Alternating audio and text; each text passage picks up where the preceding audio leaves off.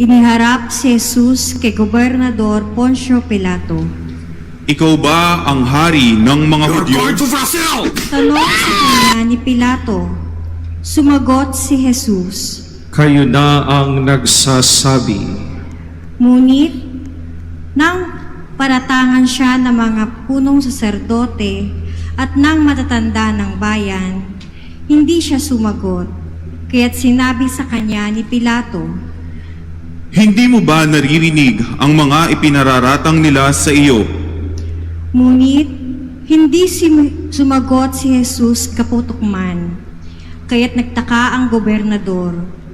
Tuwing pista ng Pasko, kinaugalian ng gobernador na magpalaya ng isang bilanggo, sino man ang mahiling ng taong bayan. Noon ay may isang kilalang bilanggo na nagngangalang Barabas. Kaya't nang magkatipon ng mga tao, tinanong sila ni Pilato, Sino ang ibig ninyong palayain ko? Si Barabas o si Jesus na tinatawag na Kristo? alam ni Pilato na inggit ang nag-udyok sa kanila, na dalhin sa kanya si Jesus. Hindi lamang iyan. Samantalang siya'y nakaluklok sa kahukuman, nagpasabi sa kanya ang kanyang asawa, Huwag kang makialam sa taong iyan na walang sala, sapagkat kagabi pinahirapan ako ng aking panaginip tungkol sa kanya. Ang mga tao na may sinusulan ang punong saserdote at matatanda ng bayan, na hilingin kay Pilato na si Barabas ang palayain at si Jesus ay ipapatay. Muli silang tinanong ng gobernador, Sino sa dalawa ang ibig ninyong palayain ko? Si Barabas po! sagot nila. Sinabi sa kanila ni Pilato, Kung gayon, ano ang gagawin ko kay Jesus na tinatawag na Kristo? sumagot ang lahat. Ipako sa krus! Bakit? Anong masama ang ginawa niya? Tanong ni Pilato. Ngunit, lalo pa nilang isinigaw.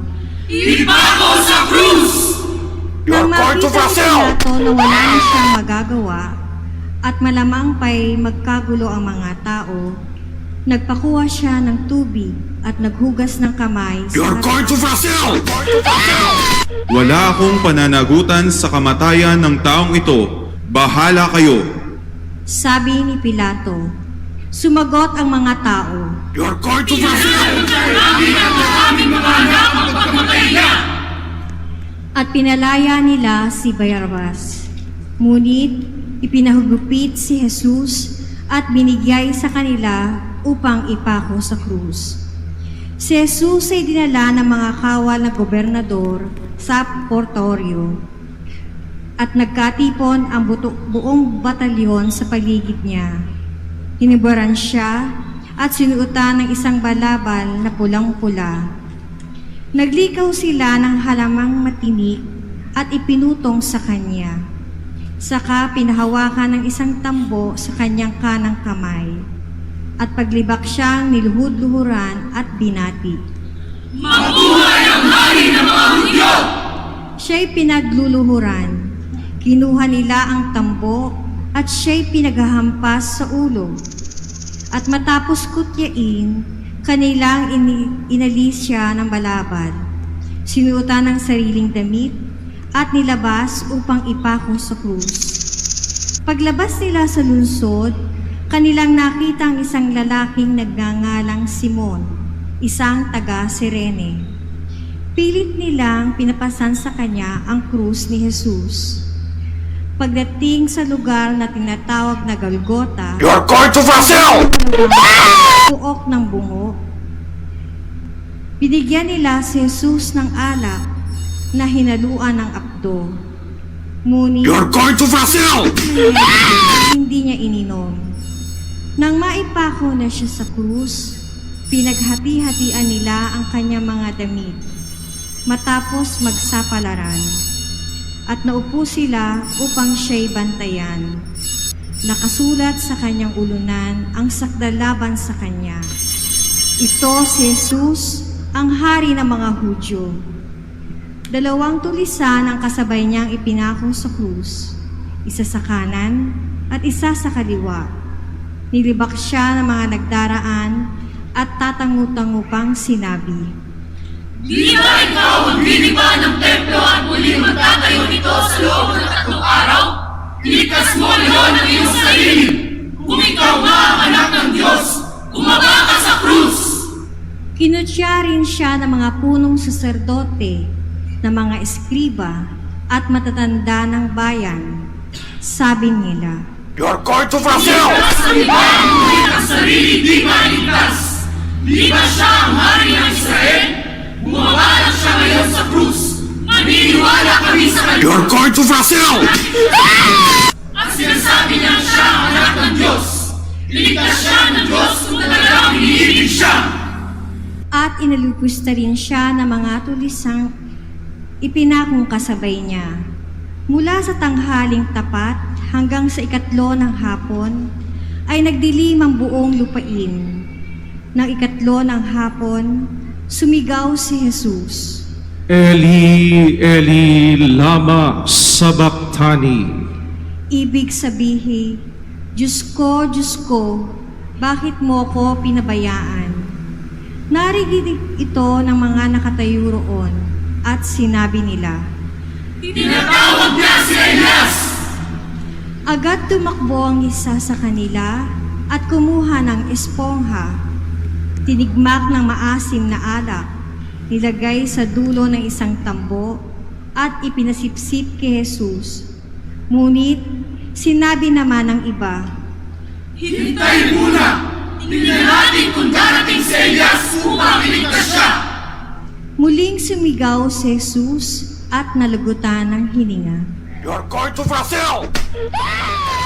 Pagsiluhod po ang lahat.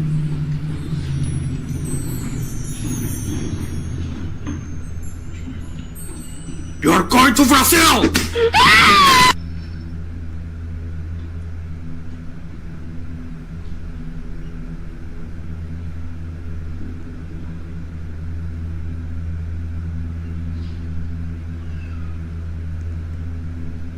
Biglang napunit sa gitna ng tabing ng templo. Mula sa itaas hanggang sa ibaba, nayanig ang lupa, nagbitak ang mga bato, nabuksan ang mga You're going to libingan, Brazil! nabuhay ang maraming banal na namatay na. Lumabas sila sa libingan at nang muling mabuhay si Jesus, sila'y You're pumasok going to Brazil! at nakita roon ng marami. Nasindak ang kapitan at mga kawal na nagbabantay kay Jesus. Nang maramdaman nila ang lindol at masaksihan ang lahat ng nangyari, tunay na ito ang anak ng Diyos, sabi nila.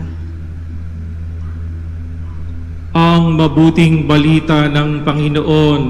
Jesus, Jesus kami ay isama sa iyong mga pagkurusa. Yamang ikaw at iba sa kanan namin sa tuwina. Luwalhati ng lahat na.